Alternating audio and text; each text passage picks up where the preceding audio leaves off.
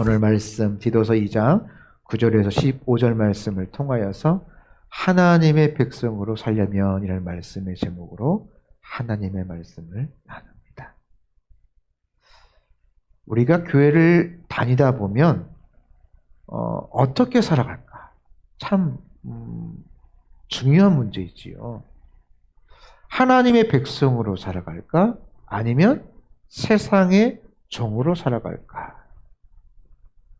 모든 사람들이 하나님의 백성으로 살아가기를 원할 것입니다. 마땅히 그러하겠지요. 하지만 실제적으로 보면 그렇게 살아가고 있는가라고 반문해 보면 좀 고개를 또 그 대답이 시원치 않을 것입니다. 세상의 종으로 살아가는 영혼들이 많다라는 것입니다. 반면에 이 악한 세상에서 신실한 하나님의 백성으로 살아가는 영혼들은 점점 줄어져 가고 있는 것이 사실입니다. 그러므로 다른 사람을 탓할 것이 아니에요. 나부터 세상의 종이 아니라 하나님의 백성으로 살아가기를 원합니다.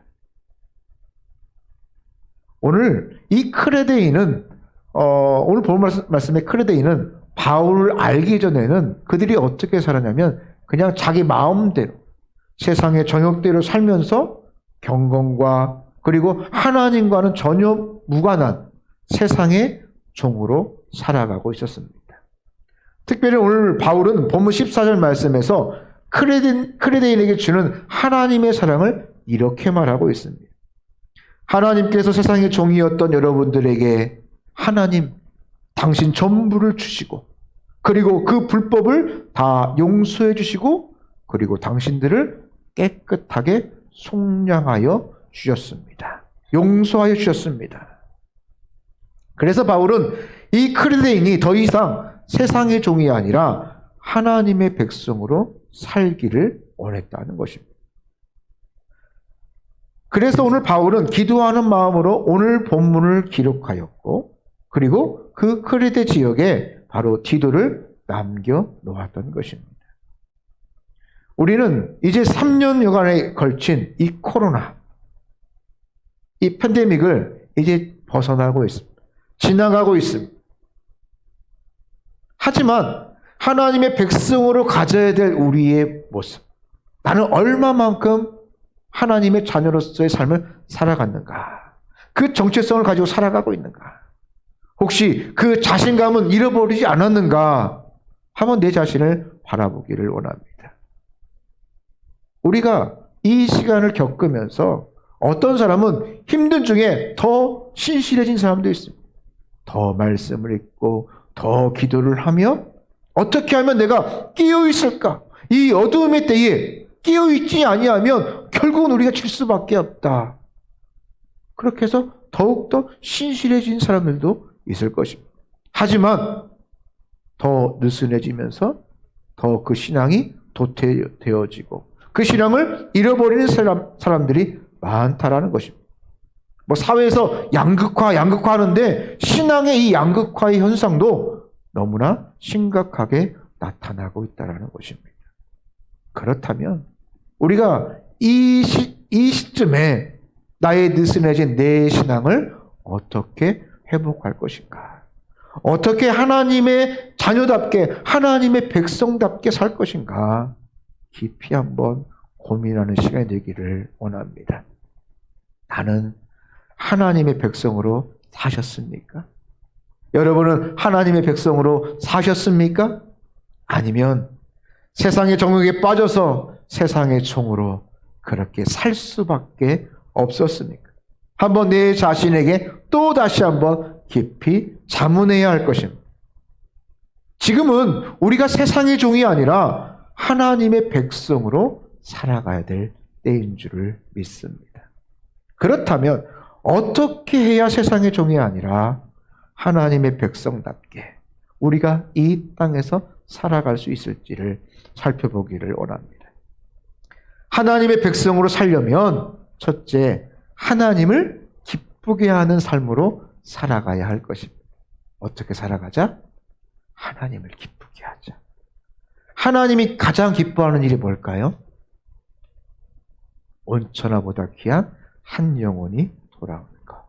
그렇죠. 예. 주의 말씀을 전하는 것입니다. 어제도 그렇고 요즘에 아이들이 뭘 좋아하는지 아세요? 예? 예, 포켓몬빵. 포켓몬빵을 좋아해. 이 모여가지고 아이들이 관심사가 어디에 포켓몬빵이 2시에 저 근처에 있는 편의점에 온대. 그러면 예, 요즘은 조금 더 그래도 예, 언제 어디에 무엇이 나타난다 그러면 동네 아이들이 예, 우르르 불러. 지지난주인가요? 저희 이제 교회 주일학교 이 단톡방이 있는데 아이가 이제 그 사모님이 있는 줄 모르고 야 얘들아 북땡 교회에서 포켓몬빵을 주일날 준대. 가자. 예, 어디에서?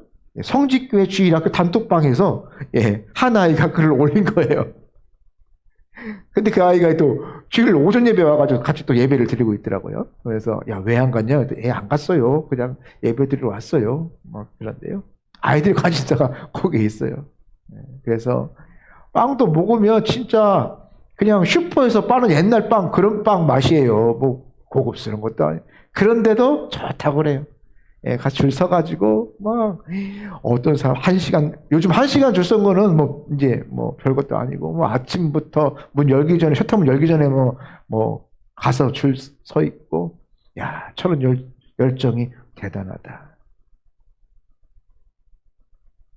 그런데 뭐 어떤 거 한 가지 꽂히니까 사람들이 막 이렇게 환호를 하고 별거 아닌데도 그거 먹어보고 어제도 우리 목사님 물어봤어요. 야, 그거 왜 먹냐? 그랬더니 이거 스티커 또 모으려고요. 그랬더니 스티커 모아서 뭐하게?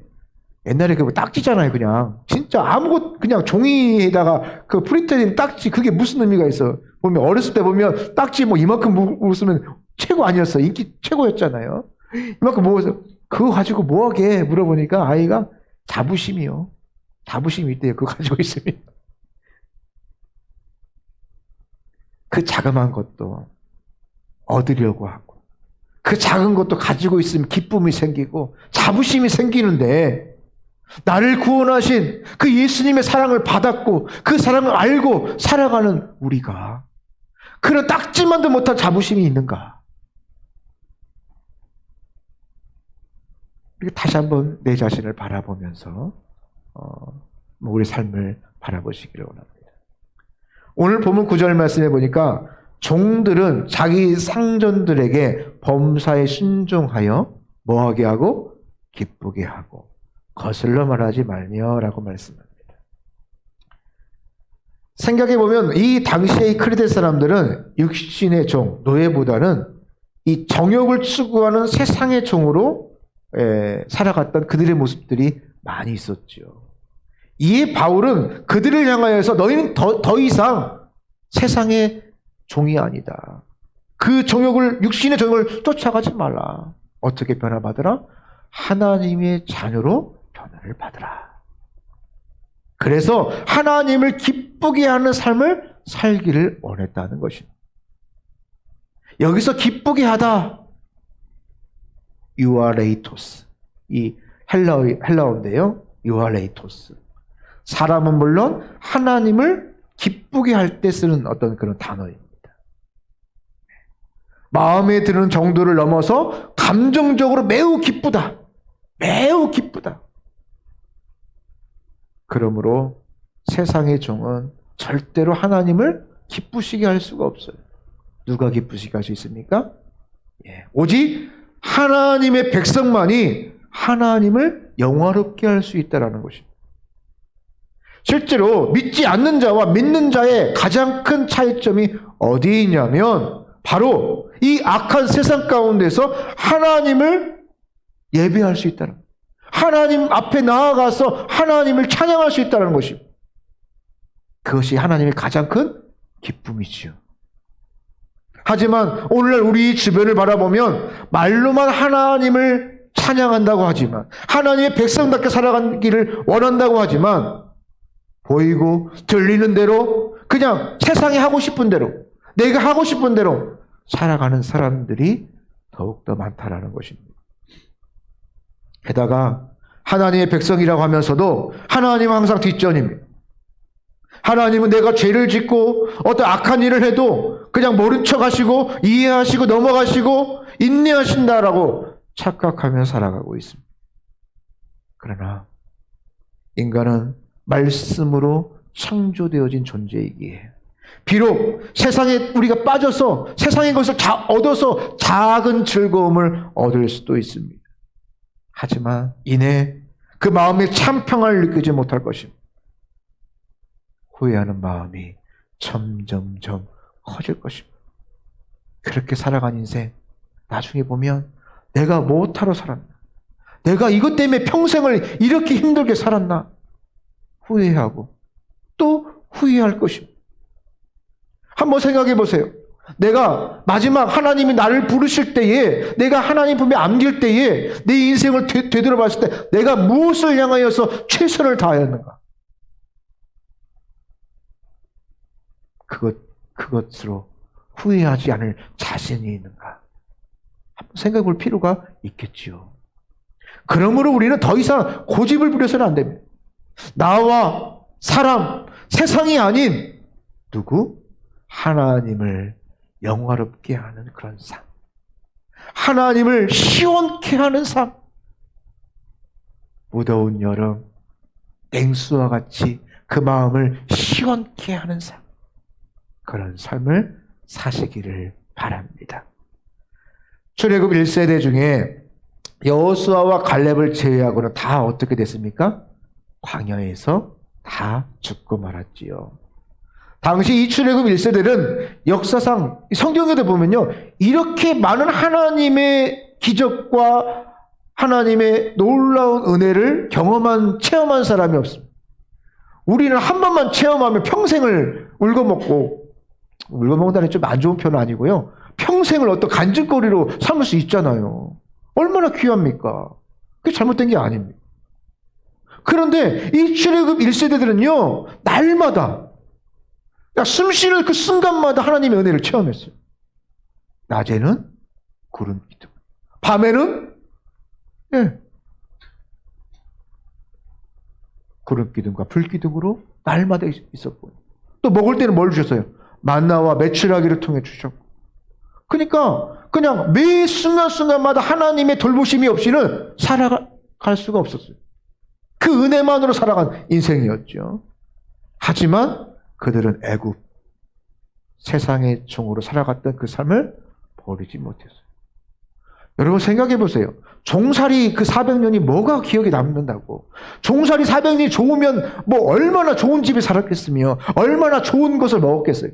아니, 좋은 것을 먹어도 그렇지 종으로 살았던 그 인생이 여러분 추억할 만합니까? 흠모할 만합니까? 그런데 사람들은요 착각을 해요. 착각. 그때가 좋았어. 추억은 원래 아름다운 거잖아요. 추억은 아름다워. 그런데요, 그냥 아름다울 뿐이지 실상으로 가보면 힘들고 어렵고 별로 좋은 것도 없어요. 이 출애굽 1세대가 그랬어요. 그 하나님의 그 수많은 은혜를 체험하면서도 계속해서 우리가 그 애굽에서는 그들이 애굽에서 10가지 재앙을 다 겪고 나서 홍해가 갈라진 이후에 그 마른 땅을 건너가서 그들이 살아나왔잖아요. 출애굽을 한 것 아닙니까? 척박한 광야에서 반석을 쳐서 생수가 흘러나왔고 매일매일 만나와 메추라기를 먹었고, 또 시내산에서는 하나님 직접 기록하여 주시는 하나님의 십계명까지 받았던 그런 이스라엘 백성들이 아닙니까? 40년 동안 그들의 옷은 헤어지지 않았습니다. 머리를 감지 않아도 냄새가 나지 않아요. 발을 씻지 않아도 괜찮아요. 발이 부르트지도 않아요. 굳은 살이 배기지도 않습니다. 그런 은혜를 계속해서 경험했던 그들이었습니다. 그런데 그들의 마음은 어디에 있어요? 계속해서 애굽의 종으로 살았던 그 시간을 추억하고 있다는 것입니다. 그들이 지금 하나님의 백성으로 출애굽, 하나님의 백성으로 부름을 받았지만 여전히 그들은 세상의 종으로 살고 있다는 것입니다. 매번 애굽으로 돌아가자, 애굽으로 돌아가자. 한 번은 돌로 모세를 쳐 죽이고 가려고 했었죠. 출애굽 1세대들은 하나님을 기쁘게 하기보다는 내 입맛과 내 정욕대로 살았고, 그렇게 세상의 종대로 살아가다가 광야에서 모두 다 죽음한 것입니다. 여러분, 그런데 나는, 여러분들은 다를 것 같습니까? 다르게 살아가고 있습니까? 우리가 하나님의 은혜 가운데 거하면서도 세상의 것만 바라보고 살아가는 출애굽의 그 1세대의 모습들이 나의 모습은 아닌가요?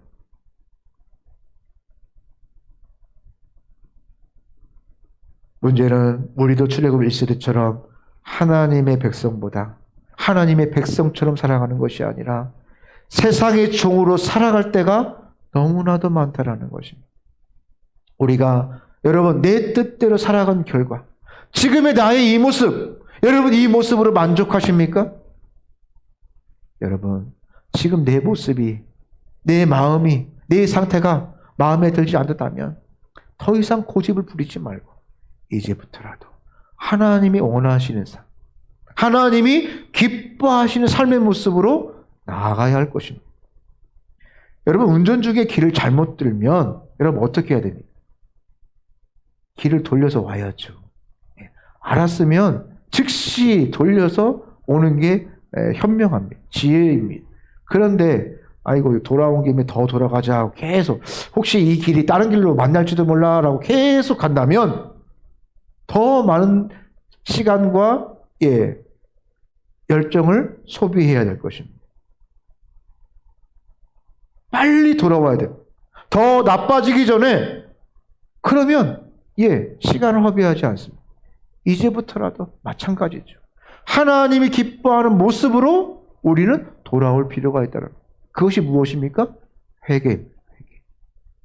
리턴. 하나님의 방향으로 돌아오는 것입니다. 이유는 그런 삶으로 바뀌어야 하나님이 주시는, 하나님이 예비하여 주시는 상급과 열매가 있다라는 것입니다. 우리가 잘 들어서 알고 있는 슈바이처, 위인전에 보면 꼭 나오는 사람이지요.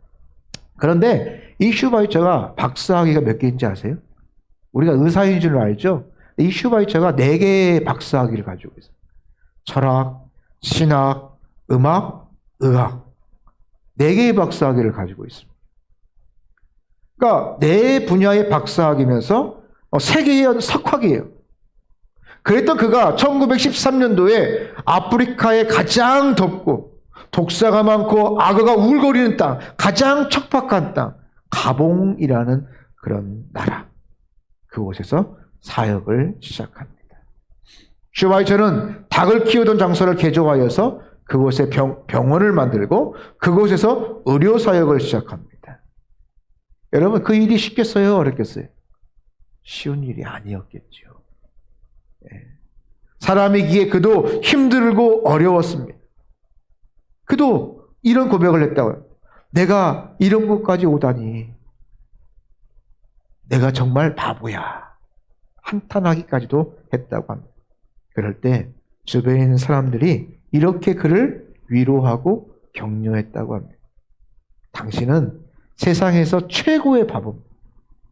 여러분 지금 여러분 4개의 박사학위를 가지고 지금 의학, 철학, 신학, 그 다음에 이 음악, 이 박사학위를 가진 사람이 있다 보면 잘 살 수 있겠습니까? 못 살겠습니까? 세상 말로. 잘 살 수 있겠죠. 교수를 하든 병원을 하든 뭘 하든 그냥 떵떵거리며 살 수 있을 것입니다. 그런데 지금 가장 이런 오지에 와서 고생을 하고 있으니 최고의 바보죠. 하지만 천국에서는 그렇지 않을 겁니다. 라고 그를 위로했다고 합니다. 오늘 이 아침 예배를 드리면서 나는 과연 누구를 기쁘게 하며 살아가고 있는가? 나에게 주어진 이 시간과 내 삶을 누구를 위하여서 살아가고 있는가? 우리가 한번 깊이 한번 생각해 볼 필요가 있다고 생각이 듭니다. 많은 사람들이 지금도 자신의 출세와 성공을 위해서 또 주변 사람과 또 다른 세상 사람들을 기쁘게 하면서 살아가려고 열심히 살아가고 있습니다. 그러나 기독교인의 본분은, 하나님의 자녀의 본분은 하나님을 영원토록 기뻐하며 살아가는 것입니다. 우리가 하나님의 백성답게 살아가려면 세상 사람들이 바라보면 우린 바보지요. 야, 이렇게 날 좋고 이렇게 예쁜 꽃이 있는데 왜 그 시간에 예배를 드리냐? 하나님이 거기밖에 안 계시냐? 어리석다, 조롱하며 세상에 이런 바보가 없다라고 비아냥거릴 수도 있을 것입니다. 우리가 하나님의 자녀로 살다 보면 힘들고 좌절할 수도 있고 아프고 넘어질 수도 있습니다. 그러나 우리는 세상의 그 어떤 평가보다도 하나님을 영화롭게 하는 삶, 하나님과 함께 기뻐하는 삶, 그 평가가 가장 최고인 줄을 믿으시기를 바랍니다. 우리는 여전히 힘들고 어려운 시간을 우리가 지나가고 있습니다. 하지만 한 주 한 주간이 하나님의 백성답게 하나님이 기뻐하시는 삶으로 승리하시기를 바랍니다. 두 번째로 우리가 하나님의 백성답게 살아가려면 재림신앙을 가지고 살아가야 할 것입니다. 무슨 신앙이요? 재림신앙. 재림신앙. 자, 오늘 바울은 본문 13절 말씀에 우리를 세상의 종이 아닌 하나님의 백성으로 삼으신 이유를 이렇게 말하고 있습니다. 복스러운 소망과 우리의 크신 하나님 구주 예수 그리스도의 영광이 나타내심을 기다리게 하셨다. 이게 무슨 말입니까? 지금 이제 크레데인이 바울이 만나기 전에는 경건하지 않았고 그들의 삶이 세상의 정욕대로 세상의 종으로 살아갔기에 그들을 향한 평가는 선할 수가 없지요. 지옥에 갈 수밖에 없지요. 하지만 바울은 이 크레데인이 세상의 종이 되어서 앞만 보고 그렇게 살아가는 삶이 아니라 정욕에 빠져가는 그 삶을 이제는 멈추고 이제는 정리하고 변화되어 하나님의 자녀로 살기를 원한다는 것입니다. 그래서 이제부터라도 하나님의 자녀답게 소망과 믿음으로 주님의 재림을 기다리며 살아가기를 원한다는 것이죠. 그러면서 누구를 남겨둔 것이요? 사랑하는 아들 디도를 이 크레데 지역에 남겨놓은 것입니다. 오늘 많은 이제 자유주의 신학자들이 주님의 이 재림을 초대교회가 만든 허구다라고 주장하기도 합니다. 심지어 많은 기독교인조차도 재림을 불신합니다. 나와 무관한 이야기라고 치부하며 살아가고 있습니다. 오늘 교회 안에서조차도 이 재림, 예수님께서 다시 오실, 승천하신 그 모습 그대로 다시 오신다는 그 재림, 이단들이 계속 이것을 이용하고 또 그에 대한 또 아픔이 있고 그러다 보니까 오히려 그것을 말하는 것이 이상해졌어요. 주님의 재림은 분명히 다가올 것입니다. 속히 다가올 것이다라고 말씀하고 있습니다. 하나님이 정하신 그때에 주님께서 천사장의 나팔 소리와 함께 만왕의 왕으로 다시 오시겠다라고 우리에게 말씀하여 주셨습니다. 특히 이 주님의 재림은 우리가 상상하거나 생각하지 않을 때 어떻게 임해요? 호련히 임할 것입니다. 호련히. 나는 언제 올 거야? 그게 아니에요. 1996년 10월 24일 그때 올 거야. 예고하고 오시는 게 아니에요. 아무도 몰라요. 그래서 어떻게 온다고 해서 무엇같이? 도적같이 임하리라. 도적이 예고하고 오나요? 아니죠. 1986년도에 카메룬에 이런 사건이 벌어졌어요. 화산에서 유독가스가 배출되어 나와서 순식간에 1,700명이 참사하는, 죽는 그런 참사가 일어났습니다. 이 화산가스가 이 호스를 통해서 이산화탄소가 해서 유독가스가 되어가지고 나온 수면을 뚫고 나와서 잠들어 있는 세계 마을을 덮쳐버린 것이 어떻게 되었을까요? 수많은 사람들이 한 번에 그냥 조용히 그냥 잠자듯이 다 죽고 말았어요. 아무런 예고 없이. 이런 참혹한 사고가 상상조차 못했던 것처럼. 누가 알려줬으면 누가 그렇게 잡겠어요. 다 일어나서 다 피난 갔겠죠. 근데 우리 주님의 재림도 이와 같다는 거예요. 내가 상상도 못하고 준비하지도 못하고. 여러분 그럼 어떻게 준비해야 됩니까? 학교도 안 가고 직장도 가지 말고 교회에 모여서 그때가 언제일지 모르니까 우리 함께 모여서 생활하면서 준비합시다. 그게 맞습니까? 그게 하나님 원하시는 것입니까? 아니지요. 문제는 내가 세상의 종으로 준비 없이 재림을 맞이할 수 있다는 것이에요. 아니면 하나님의 백성으로 믿음과 소망을 가지고 주님을 맞이할 것인가? 그 차이입니다. 여러분, 내가 자고 있어도 그것이 상관이 있어 상관없어요. 그 상관이 없어요. 하나님의 시간과 공간은 차이가 없습니다. 근데 우리의 차이가 있죠. 여러분, 내가 지금 이렇게 이 시간에 지금 반대쪽은 어떻게 됐을까요? 반대쪽은 또 똑같을 수도 있지만 미국은 밤이겠죠. 시차가 있으니까. 그러면 어떻게 할 거예요? 그러니까 어디가 밤이면 어디는 낮일 거란 말이죠. 그래서 깨어있다라는 말이 그럼 나는 잠을 자지 말고 깨어있다라는 그런 문자적인 해석이 아니라 내 삶 속에서 내게 주어진 일에 충성되이 행할 때 하나님을 기쁘시게 하는 삶으로 살아갈 때에 오늘도 예배하고 내일 또 열심히 또 일하는 내 삶의 자리에서 주님이 재림하실 그 순간 오신다면 우리는 그 준비된 자세로 나아가는 것입니다. 구약은 주님의 오심을 456번을 예언합니다. 그대로 성취되어졌죠. 구약의 예언대로 예수님은 신약의 말에 오셨습니다. 또한 신구약에서 주님의 재림을 1518번을 예언하고 있습니다. 그 예언 또한 이루어질 것입니다. 분명히 성취되어질 것입니다. 인간이 재림을 기다린다는 것은 더 이상 이 땅이 아니라 하나님에게 집중하고 우리의 초점이 하나님에게 있다는 거예요. 그리고 하나님을 집중하며 살아가겠다는 것입니다. 나에게 주어진 시간, 나에게 주어진 이 물질들을 누구를 위해서? 그렇죠. 하나님의 영광을 위해서 사용하겠다는 것입니다. 나에게 주신 건강? 하나님을 위해서 사용하겠다는 것입니다. 문제는 재림이 있고 없고보다는 중요한 게 뭐냐면 나는 재림을 믿고 있느냐. 여러분은 예수님이 재림하실 줄을 믿습니까? 주님은 반드시 재림하십니다.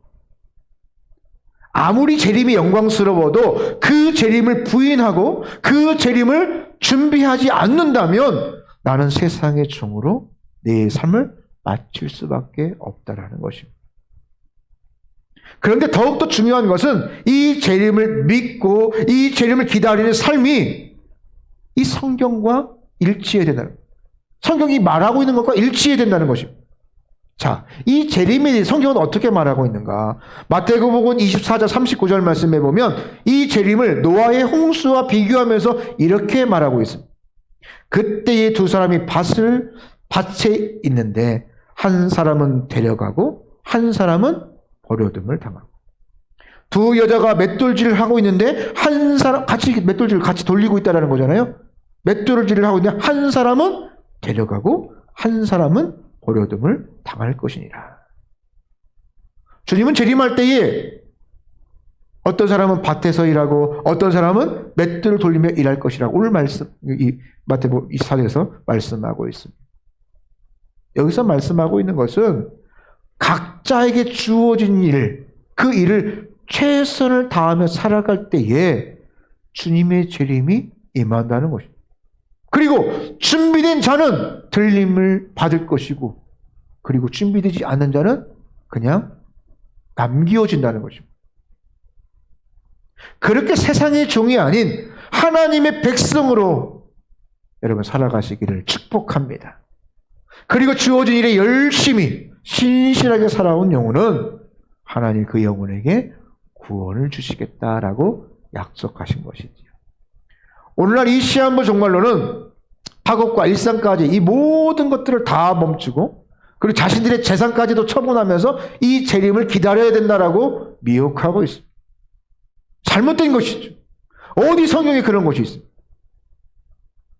그러나 주님은 일상에서 나에게 주어진 그 직분에 일에 최선을 다하며 살아갈 때에 살아가는 중에 재림이 있을 것이다 라고 분명하게 말씀하고 있습니다.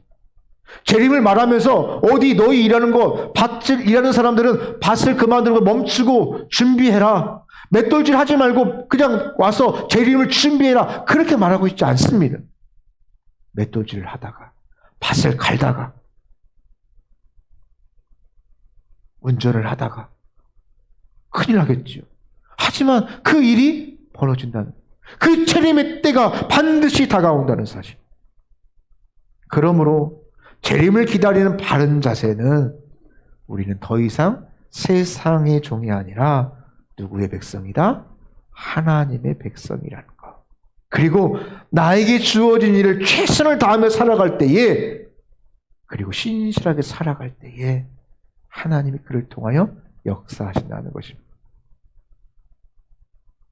많은 사람들이 특별히 자영업을 하시는 분들이 이 팬데믹을 겪으면서 힘들고 어렵다고 합니다. 자포자기하고 낙담하는 경우가 점점 더 늘어나고 있습니다.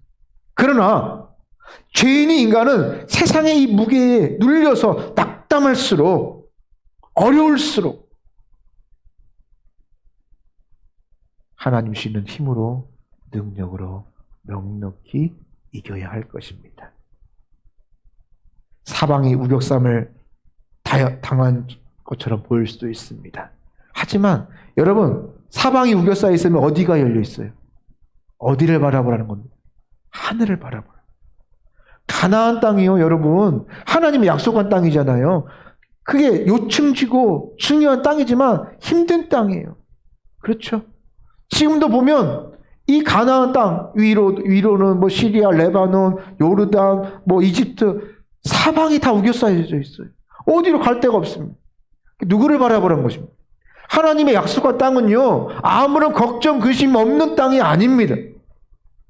적과 꿀이 흐르니까 그것을 가져가면 고생 끝, 행복 시작이어잖아요. 그런데 그렇게 됐습니까? 아니죠. 전쟁도 해야 되고 정복의 절차를 밟아야 되고 땅도 나누고 뭐 엄청난 어려운 일들 다 당합니다. 그리고 나서도 계속된 어려움들을 이겨나가는 그런 삶을 살아가야 되죠. 그것이 바로 우리의 인생입니다. 하지만 그곳에서 누구를 바라보자? 하나님을 바라보자. 그러므로 나부터 시대가 악하다고 세상에 미혹되고 넘어지지 말고 나에게 주어진 일 가운데 더욱더 헌신하고 충성하며 이겨나가시기를 바랍니다. 이처럼 우리에게 바른 재림신앙, 이 재림의 신앙은 나에게 복과 소망이 되고 그리고 지금의 어려움을 이기는 힘이 될 것입니다. 여러분 한 주간도 오늘 말씀처럼 재림신앙으로 하나님께서 주신 일에 대하여 더욱더 최선을 다하시고 하나님의 백성답게 사랑하는 우리 사랑하는 성직교회 성도 여러분들 다 되시기를 주님의 이름으로 축복합니다.